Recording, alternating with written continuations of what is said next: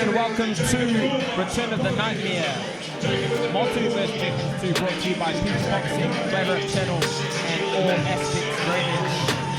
Now tonight we have a stacked fight card with 15 amateur fights and 2 professional fights. With our headlining bout, the rematch between undefeated Mia, the NightMea Motu, taking on Michaela, the Hurricane Jenkins.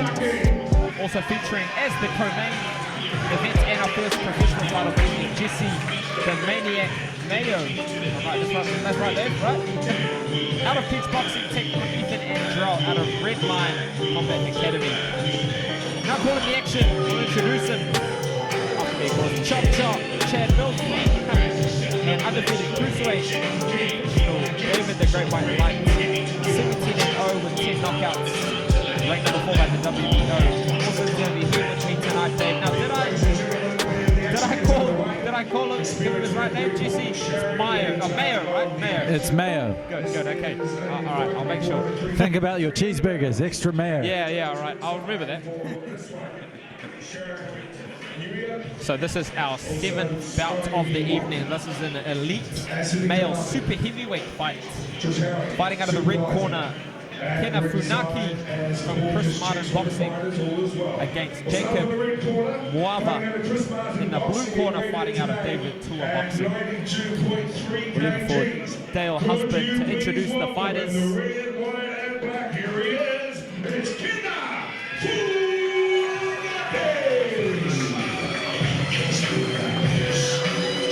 And his opponent, fighting out of David Tua Boxing, weighted today 94.5 kgs. He's in the black, white, and blue. And could you welcome him to this famous ABA ring? It's Kina Funaki. Here is the man in blue out of David Tua Boxing. They hit to the center of the ring for final instructions before round 1. Your referee, Paul McSherry, man who's been in the game for a long time. These are definitely some small supers. He's smaller than Paul. Shorter, I should say. Don't say that, Dave. Stink guy. Here we go, round 1. And there we have, in the red corner, Kina Funaki, or Ken, no, it was Ken, the taller man. Oh, Ken lands a nice right hand over the top, and our shorter man, Jacob Muavae, in the blue corner, fighting out of David Tua Boxing.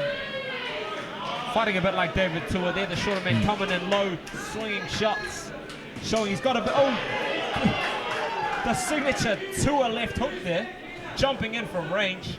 He lands it on the chin of Ken. Man, show he's got some whiskers.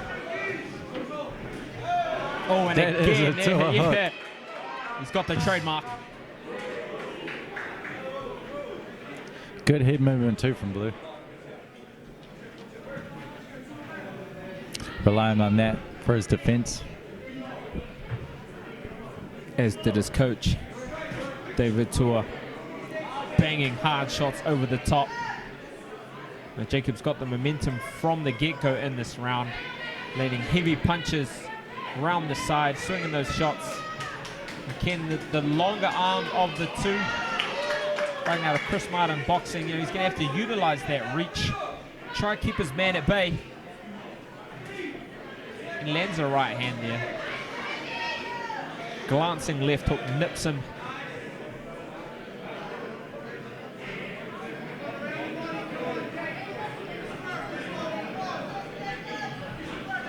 So he needs to use that jab, doesn't he, Dave? He needs to use those long arms.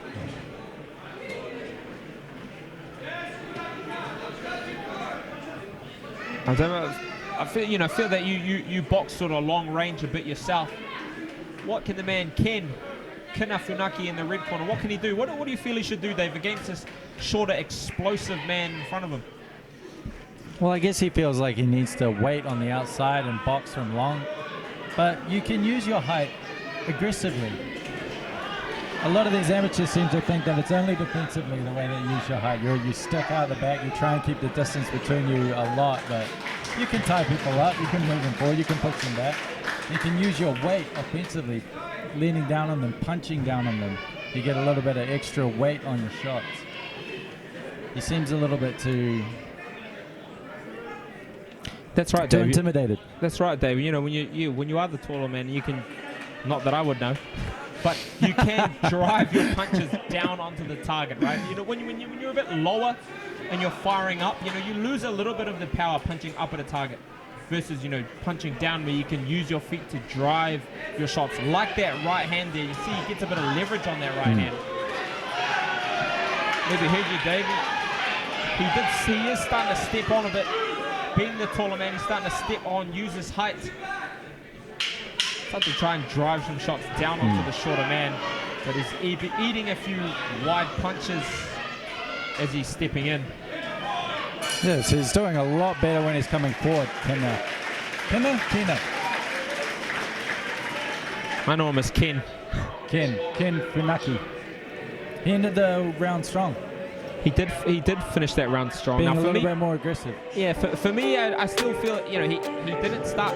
The start of the fight went to the man of blue, Jacob. But you're right, Dave. At the end of that round, Ken start to sort of assert himself a little bit and start to press, try to catch his man at the end of his shots. He's going to need to do that, right? He's going to need to do that. Not let the shorter and what looks like stronger man take the momentum, you know, and not respect his opponent. Jacob seems to be a fighter who is used to fighting or sparring taller opponents. He's used to having a really reach. He swings wide with his hips, knowing that the guy's backing up, getting away from him. So Yeah, even right. when Ken is backing up, he's still tagging him with those left hooks. You're right, it's kind of that. It's a bit of like a cliche, isn't it? If you're the taller fighter, you should move and use your range. But of course, the shorter man experiences that probably every day in the gym, you know, when he's sparring. People moving away, trying to keep him at range. And that way he just, you know, utilizes his shorter stature to get under and really jump into his shots and get momentum behind his punches. Just like that, he's able to jump and lunge and bring force with his shots as he jumps from the ground. Puts himself into the corner there after those two left hooks. Ken steps around, takes the middle.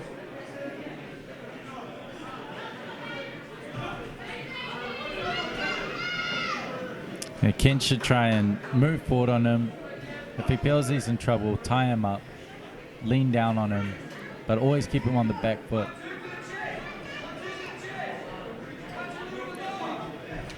Otherwise, yeah, that's the one. Make his opponent take, you know, hold both of their weights up, right? exactly. If he just hands out on the back foot all day, that's what's going to happen to him. Two big shots there from Jacob. The trademark left hook and that right hand followed up after lands perfectly. The man Ken, show he's got some whiskers. He's taking those shots. Still showing he's got his wits about him. He lands a right hand, doubles it up. Jacob does a squat mid-ring.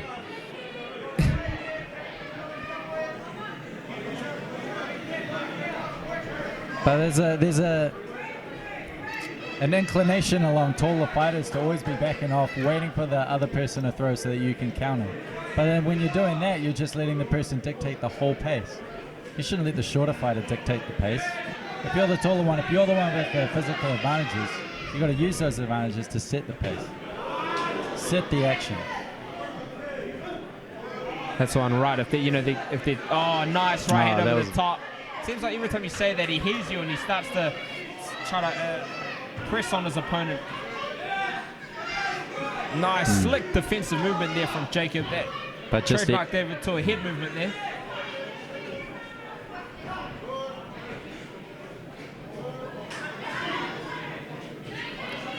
You're right, Dave. Like, sometimes, you know, when you're the shorter guy and you're used to being the bully, you say, and someone starts to push you back, it's not something you're really used to, right? You're having someone who's taller and typically inspiring people move away. You can put in a position where you're the one moving back. You're the one getting bullied. It can be quite uncomfortable for someone that's typically in that role in the ring. that's our second round done. Well, that was a tough round to decide. I think the better shots were landed by Jacob in the blue corner, but it seemed to me that he was getting a little bit outworked. Harder for the judges there. He just called it some of the quality shots, right? It was that big left hook, overhand right that landed, you know, and it was beautiful shots. Everyone would have seen probably the best, best shots of the round for the man in blue. There were moments when Ken started to let his hands go a bit, push his man back, using his longer shots and punching down onto his opponent. We're about to come into our third and final round. Let's go, Dave. I asked a hard question. How would you call these 2 rounds that we've had? I think I could say that with the better confidence that Blue took the first round. The second round was definitely harder to call. Oh, beautiful double. Now he's landed a few of those beautiful double left hooks, and he lands both of them. What you're saying, Ken, both guys fighting like they're down. Sensing urgency from both men. Now Ken just, as he jumped in there, doing what you're saying, right? Pushing his man back, throwing punches in volume, and there he was using the shoulder a bit, leaning on him. Probably things from his coach there, Chris Martin, experienced coach many professional fighters. We're teaching him some of those little tricks in there, using the shoulder, using the forearm. And the elbow. And the elbow. Oh, nice body shot there. He doubles up on that left hook really well, man in blue. Eats a couple of shots while sitting inside. And like you say, Dave, right, his man was right in front of him. Probably not used to someone standing right up close firing back. Now let's see, he's getting pushed back there. He's fighting on the outside. Whoa. Probably a bit uncomfortable in that roll. He's got his back up against the ropes this time. Ken pressing him. Oh, beautiful shots there from Blue. Ken stands there, fires back. What also looks like to be a cut over the right eye of Ken. Perhaps from one of those shots. Bam! Oh, the men trade. Third and final round, leaving it all out there. Oh, 2 beautiful left hooks. Oh, nice shots there in succession from Jacob. What a fight. What an action-packed finish for round 3. And you know what, Chad? I was impressed with Jacob's ability to fight a little bit more on the back foot there in that round. He was on the ropes and he was landing some big shots from those areas. Yeah, he did. He was counterpunching well from on the back foot. And then after those shots, he was able to take the middle back, step onto his man, and he finished round 3 strong. Explosive hooks landing around the side. Especially that double left hook has had a lot of success with this whole fight. The crowd applause.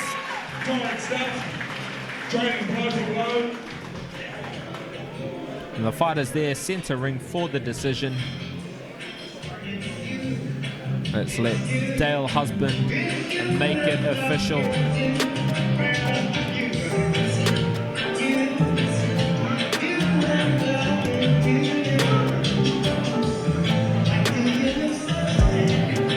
Once again, a big round of applause, please. Kina Funaki, Jacob Muavae.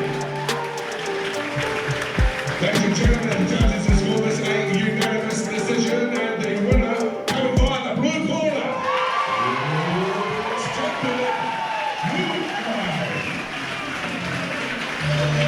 And Jacob in the blue corner takes the victory in one of our last fights. In the last ever tour Boxer 1. You can sense there's a lot of fans in the house. The fighters there. Support crew here tonight. What would you like to say to them? First of all, I'd like to thank the Heavenly Father for bringing all of us here safely. Thank you to my tour team, Ocean, and my partner parents over here. Thank you, Jacob. Of course, we all love the tour, man. What do you think has been the most important lesson you've learned working with him? My most important lesson working with him is let him teach and you just shut up. You know, you got pretty tired there trying to go for blowing that third rip, but you know, you had a unanimous decision. How satisfying is that? I think I could focus on more stuff to have to go and camp on Monday and reset it. So thank you. And thank you. Ladies and gentlemen, There you go, our winner, Jacob Muavae, fighting out of Denver Tour Boxing. Charismatic young man takes the victory. We'll find And well the 7th of the deserved. evening.